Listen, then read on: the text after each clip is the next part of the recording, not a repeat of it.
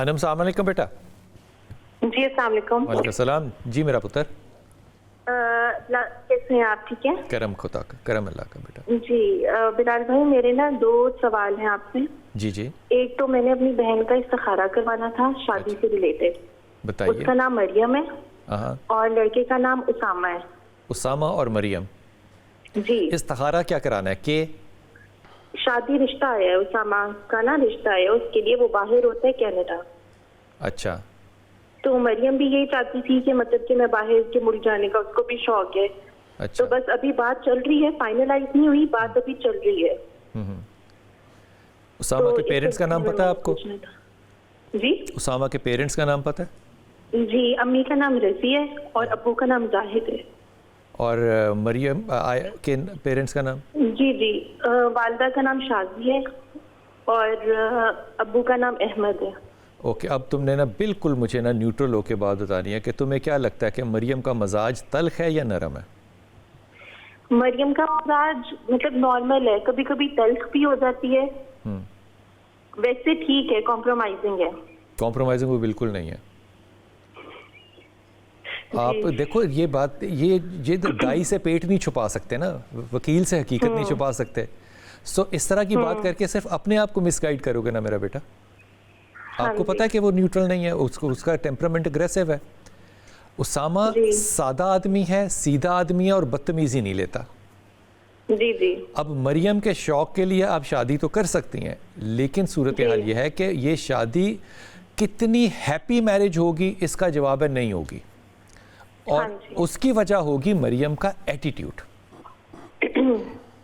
अगर ये एटीट्यूड जी वो आपकी बात सही है, लेकिन बंदा उन्हें समझा तो सकता है ना कि आगे कॉम्प्रोमाइजिंग करनी है। बेटा जेनेटिक्स जो होती है ना और फितरत जो होती है ये कभी नहीं बदलती।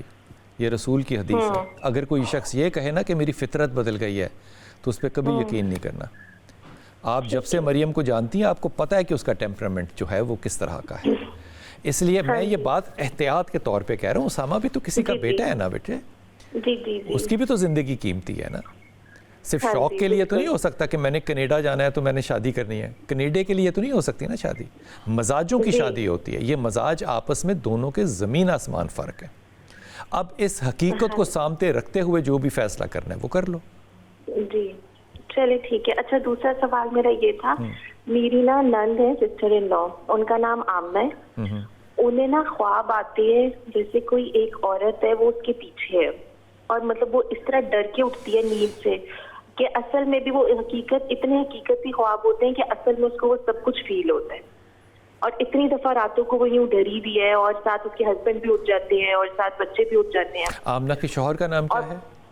आमना के शौहर का नाम है उमर। उमर। और ये ख्वाब कब से देख रही हैं?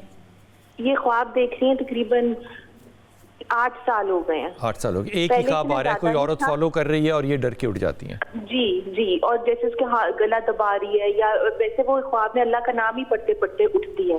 अच्छा, ये औरत की शक्ल वकल नहीं देखती? औरत की शक्ल काली काली होती है, जैसे काली सी साया या औरत है, जैसे उसको उसकी शौहर से दूर कर रही है और बच्चों से दूर कर रही है। और जब प्रेग्नेंट होती है ना ये, तब ज्यादा इसको इस तरह के ख्वाब आते हैं और इस वजह से उसके 2 मिसकैरेज भी हो चुके हैं। अच्छा, ये वजह ख्वाब है? ये मिसकैरेज की वजह ख्वाब है? नहीं नहीं, मिसकैरेज की वजह ख्वाब नहीं है। हाँ। लेकिन ऐसा ये महसूस होता है कि मतलब ख्वाब में वो आके कहती है कि मैं ये बच्चा ले, मतलब इस तरह बोलती है कि मैं ये बच्चा लेके जा रही हूं। अच्छा, ये बताओ कि आमना जो है इसके कितने बच्चे हैं?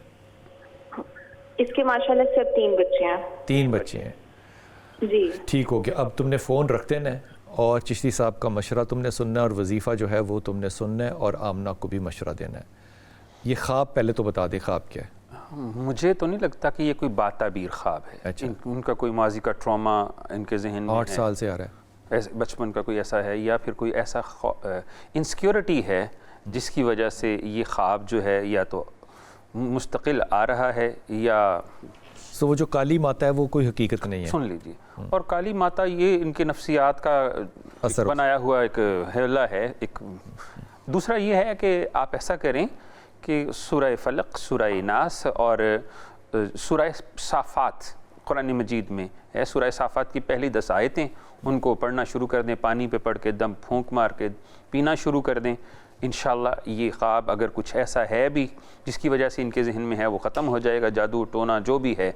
अगर ये इनका ज़ाती तम है या वहम है तो वो भी ख़त्म हो सकता है, क्योंकि कुरान मजीद कुरान रशीद इस किस्म के अहाम को ख़त्म करने के लिए नाजिल हुआ है। मेरा तो यही कहना है कि आप कोशिश करके गाहे बगाहे सदका भी देते रहा करें। किस चीज़ का सदका दें? किसी भी चीज़ का सदका दिया जाता है। सबसे अफजल सदका तो किसी इंसान को खाना खिलाना होता है, लेकिन अगर अमलियाती सदका देखा जाए तो यहाँ पे 3 तरह के सदका दिए जाते हैं। काले 3 रंग होते हैं, सफ़ेद और स्याह। तो स्याह में जो है आप काले माह जिन्हें बोला जाता है वो दे सकते हैं, काली मिर्च उसका सदका दिया जा सकता है, या सफ़ेद में अंडे दिए जा सकते हैं। हमारे यहाँ अमलियात की ज़ुबान में बोला जाता है। किसी हदीस या किसी बुज़ुर्गान दीन ने ज़ाती तौर पे इसका कोई अमल नहीं बताया।